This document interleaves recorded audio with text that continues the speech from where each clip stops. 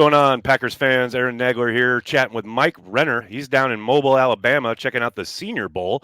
So I figured, what the hell, man? Let's see what's going on down there. The path to the draft starts in Mobile, or that's what they tell me. Mike, how are you today? I'm doing fantastic. Thanks for having me on, Aaron. Absolutely, man. Real quick, for those folks out there who maybe are unfamiliar with, the kind of circuit in general as far as these all-star games go, but the Senior Bowl in particular, what makes this kind of week so important during the draft process? I think it's important because one, it's football. It's the rest of the draft process is underwear Olympics, as Right. people like to affectionately call it. But this is actually helmets, pads, things that you'll be doing on Sundays, and it's against guys who will be playing on Sundays. And so for a lot of these players, from it used to be a lot of non-power five guys, a lot of FCS guys, but with transfer portal, they kind of get called up. But even still, if you're from a smaller program, you're not necessarily facing future NFLers week in and week out. You may not have necessarily that on tape, and you also may be playing a position that the NFL may not be projecting you at from college to the pro. So that kind of this week is the great equalizer in terms of you're playing where you're supposed to be playing in the NFL. You're in an NFL scheme with NFL coaching, going up against NFLers. And so the guys that really come out of this week looking good, dominate throughout the week, you feel a lot better about drafting them. NFL evaluators do because it's basically you've seen them play against the cream of the crop and they've risen to the top.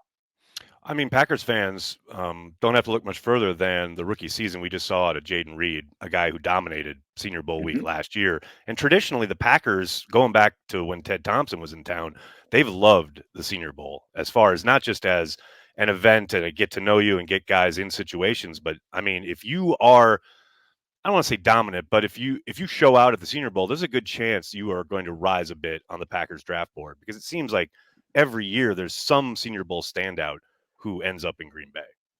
Yeah, and especially the positions where you get like the one-on-ones, wide receiver, like you mentioned. There's been a handful of guys the past number of seasons, whether it's Debo Samuel, Terry McLaurin, who maybe were seen as fringish prospects, had their weaknesses. They go to the Senior Bowl, they just dominated. Everyone's like, oh, okay, these may be actually our guys. So those positions, offensive line, defensive line, where you get one-on-ones as well, I think that's where it's the most valuable. The other ones, not so much when you're kind of, uh, you know, dropped in a brand new scheme and asked to make reads as a linebacker or safety.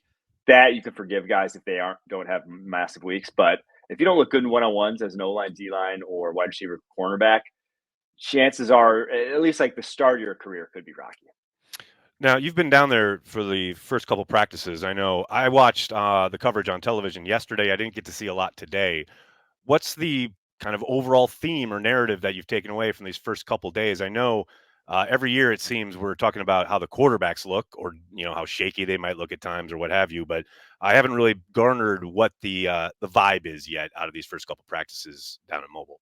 To me, it's this offensive line class. I think they have been very impressive, like interior and offensive tackle. I think you could see four or so of these tackles going in the first round. You could see a couple of the interior linemen going in the first round. So there's a lot of talent to be had at that position. And they're in the one-on-ones and pass pro. Like some of these guys look like they can play in the league tomorrow. So the one guy I would point to is Jackson Powers Johnson, the center slash possibly guard from Oregon. Like if he's on the board for the Packers, pick 25. I know they don't traditionally draft interior offensive line that high, but he would definitely be a fit for what they like at the positions.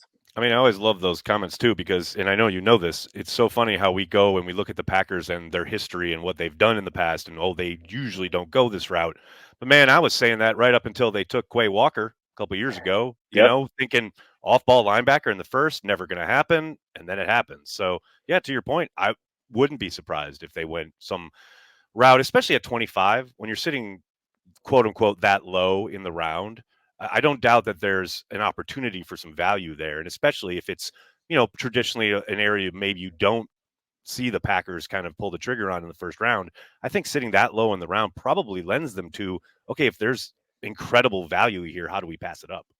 And they're in a unique spot with not only that, but the fact that they have two second rounders Right. in a, I think, a deep class of talent, but that talent kind of runs dry around 75 or so. in that you could start seeing some move ups with some of their picks, just because I think day 3 of this draft is going to be as weak as I've seen, in recent history. Now, obviously, there's still going to be like guys that can play roles and whatnot, but I just don't think that come day 3, a lot of teams are going to be loving the guys that they're going to have to be picking. Let's take a look at some of the positions the Packers are undoubtedly down there scouting, starting with cornerback. I think there's an interesting kind of dialogue around the corner position in Green Bay because of the, I guess, odd season you saw out of Jair Alexander. And then you look at the trading of Rasul Douglas, Eric Stokes, you don't know what you can count on as far as his health and availability. So suddenly that looks like a somewhat thin position that the Packers are probably looking at. Has there been anyone down there who has jumped out at you or has kind of made themselves some money, so to speak, these last couple of days? Yeah, the one guy who really has is Toledo's Quinyon Mitchell. Now, he may not. He's maybe made himself too much money. He may not even make it to the Packers Right. at pick 25. Exactly. But I think he was in that range prior to that. He was kind of like a fringe first rounder, back in the first round type of guy. But his play this week, especially in the one-on-ones, where he's kind of who the Senior Bowl is made for. It's those guys who came from Toledo, played MAC competition, probably didn't face a wide receiver all season that will be starting in the league anytime soon.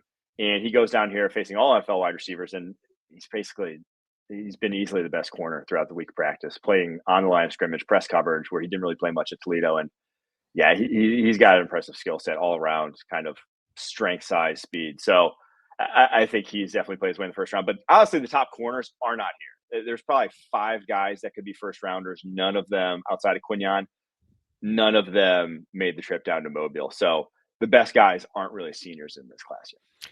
And then kind of backing up in the secondary, safety is obviously a glaring need in Green Bay. How hard is it to get a bead on safety play when they're doing things like one-on-ones, right? And some of the drill work where you're not really reflecting what's being asked of a safety in an NFL scheme.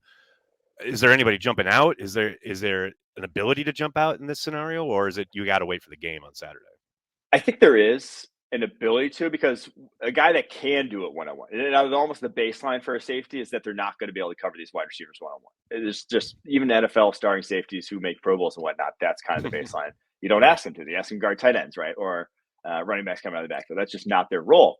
But when guys do, that's a big value add to your defense. Now, that being said, I don't think any guy I've seen down here in the one-on-ones has really like risen to that level yet. The one guy that I'm intrigued by, and he's not really even kind of a safety, he's more of a slot corner, and how he's looked this week, is Tyke Smith from Georgia. He's shorter, 5'9", 5'10", in that range, but he's solidly built, 205 pounds. I know the Packers, Keyshawn Nixon, probably would love to have him back, but if not, slot's still definitely a need. Slot's like a starting position in Essentially, every right? scheme in the NFL today. Absolutely. So I think he's the one guy who has definitely intrigued me by his performance here this week. Flipping over to the offensive side of the ball, what about running back? I mean, it's fun watching these drills on television. I don't know how live it is when they're kind of breaking these runs off, and obviously they're thumping at the second level, but you sure seem to get a good look at some of the pass pro elements and some of the receiving out of the backfield. Uh, Anybody jumped out at you at the running back spot? It's not a good running back class. That's the worst position group here. And Right. it has kind of shown, even in like the pass protection drills, I've not necessarily been impressed with anyone and how they've performed in that regard.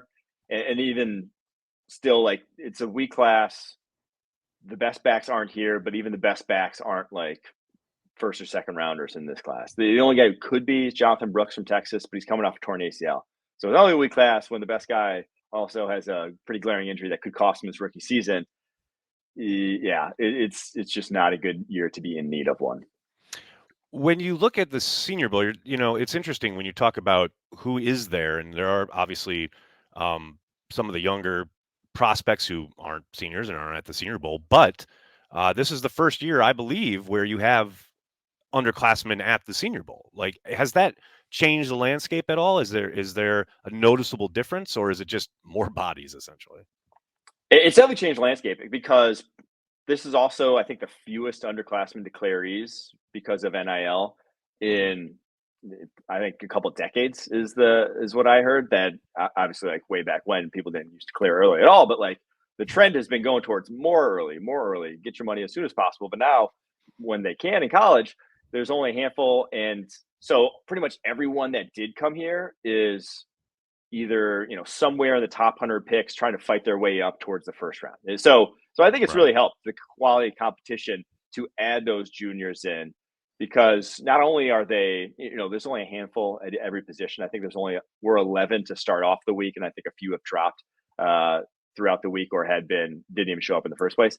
So there's not that many, but the ones that are, like, they need to perform. So they're hungry to do that, and they're also going up against grown men. They're going up against older Mhm. guys, so it's really Right. good test for them, especially like O line, especially D line, to see, are they physically ready yet? Because sometimes with the younger players, that can be an issue.